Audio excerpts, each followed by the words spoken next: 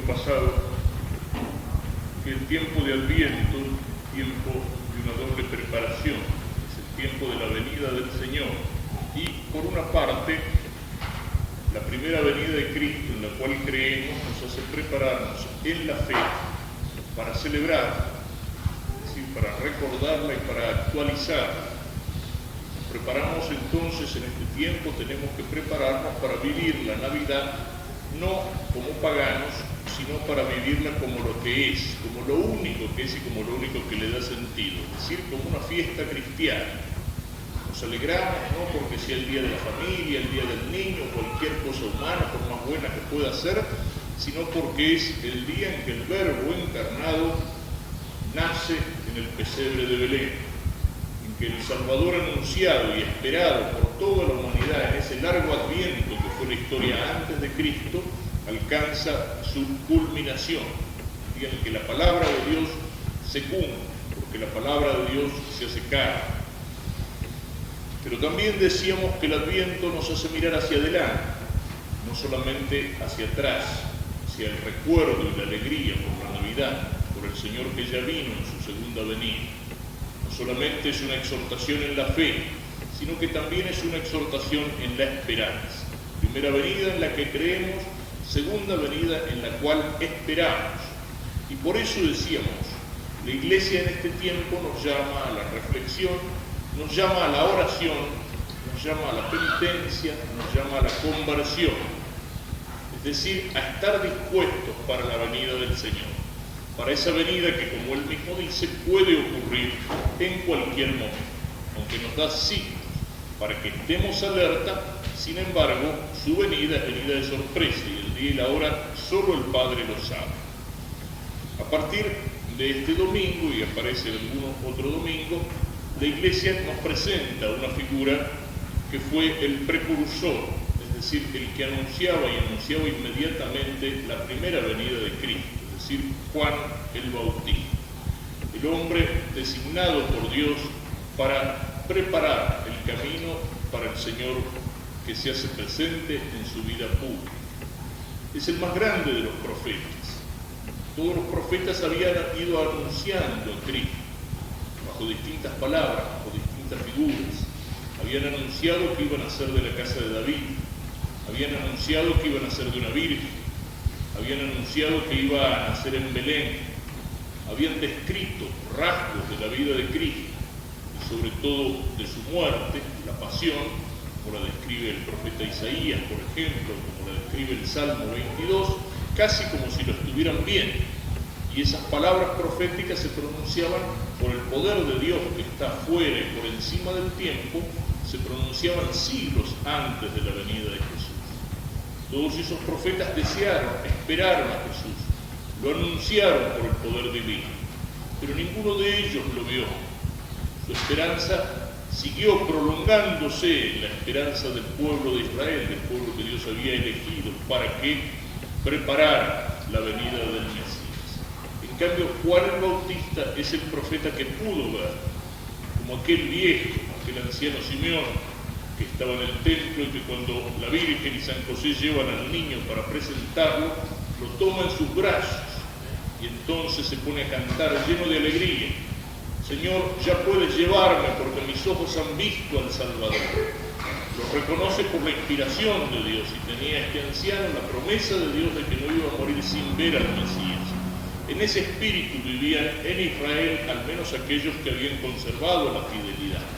No los que traicionaron, no los que se iban bajo de otros dioses, no los que vivían hundidos en el pecado y ciegos en el orgullo, en la soberbia. Aquellos limpios de corazón que esperaban la venida del Mesías vivían en ese espíritu, en el del viejo Simeón. Lo único que quisiera ver en mi vida es esa venida de Cristo. Era deseo, era esperanza. Por eso el viejo dice: ya puedo morir. ¿Qué otra cosa puedo pedir a Dios acá en la tierra? Ya he visto al Salvador. Y Juan el Bautista es el más grande de los profetas.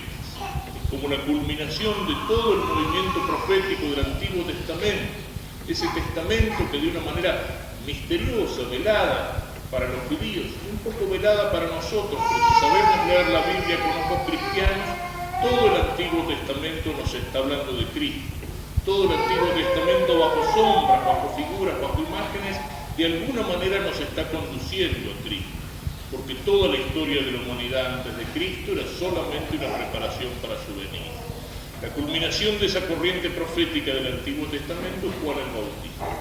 Es el único de los profetas que no solamente va a anunciar al que viene, sino que va a poder señalarlo con el dedo y decir: este es el Cordero de Dios, este es el que quita los pecados del mundo. Esas palabras que la Iglesia toma en su liturgia cuando después, cuando el sacerdote muestra la hostia consagrada y dice como Juan el Bautista: este es el Cordero de Dios, este es el que quita los pecados del mundo. Es el que pudo señalar con su dedo al Mesías. No solamente eso, sino que Cristo, que no necesitaba bautismo, el bautismo de Juan no era todavía el sacramento nuestro, que limpia los pecados, pero era como un símbolo del sacramento.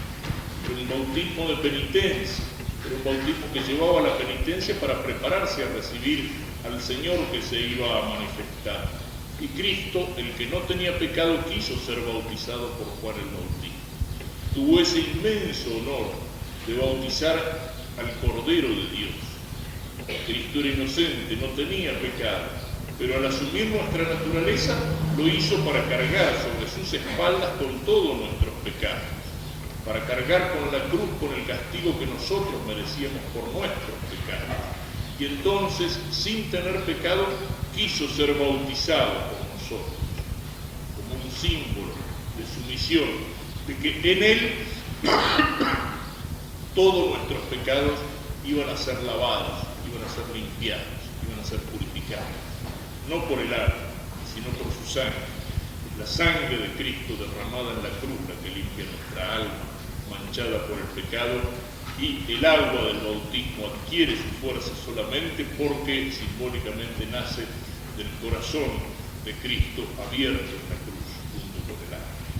Ese es Juan el Bautista, el profeta que señala al Cordero de Dios, el profeta que venía anunciándole a la gente: en medio de ustedes hay uno al que ustedes no conocen, en medio de ustedes hay uno al que ustedes no conocen.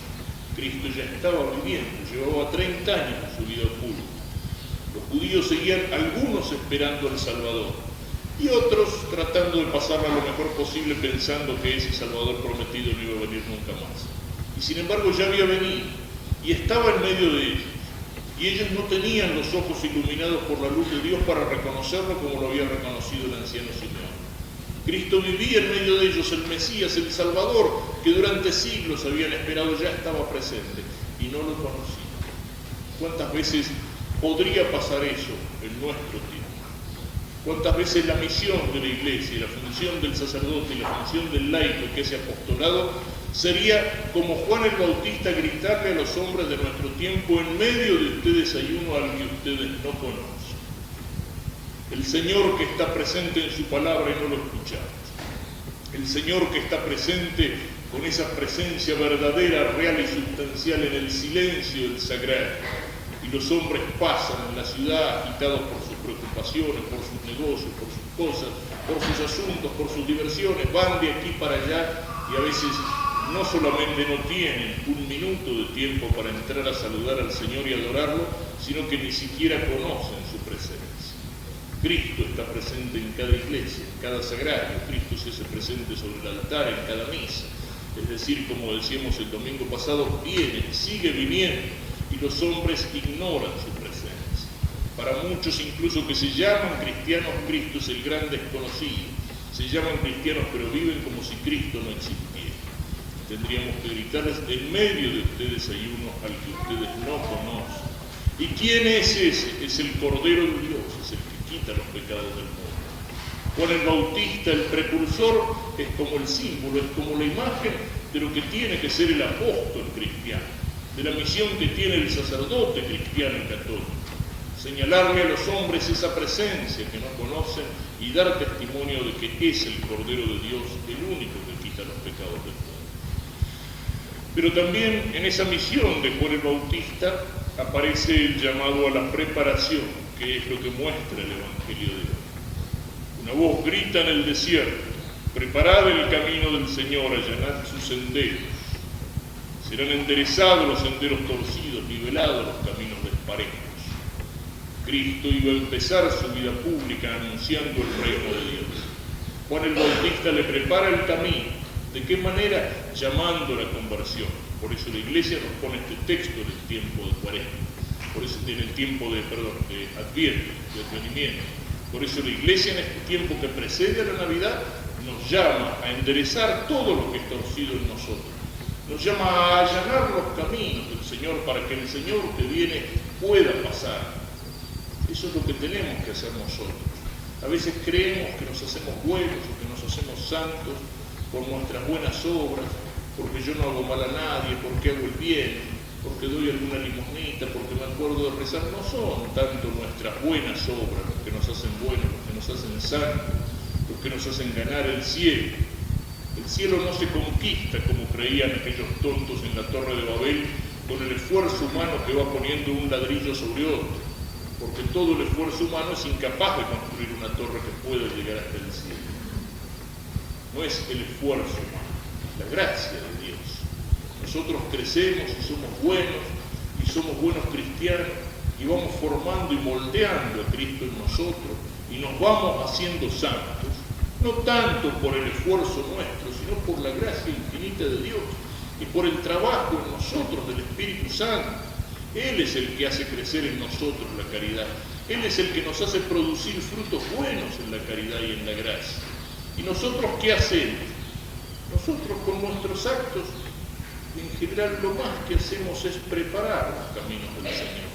Es decir, es quitar en nuestra alma y en nuestro corazón todas esas cosas que pueden ser obstáculos para que Dios trabaje en nosotros.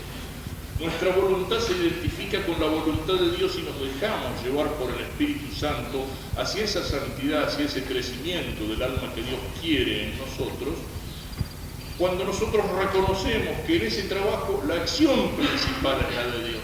No soy yo el que me santifico, es Dios el que me hace santo, es Dios el que me hace crecer. Yo tengo que colaborar, sí, pero mi colaboración sobre todo es eso, es quitar los obstáculos, es limpiar en mi corazón aquellas aficiones terrenas, aquellas cosas a las cuales mi corazón está pegado de mala manera, es limpiar de mi corazón los odios, las envidias, los rencores, las avaricias, es limpiar de mi vida el placer desordenado, es limpiar de mi vida todo aquello que me hace pequeño, todo aquello que me hunde, todo aquello que me tiene ligado a la tierra, todo aquello que no me deja subir hacia Dios, que no me deja subir hacia el cielo.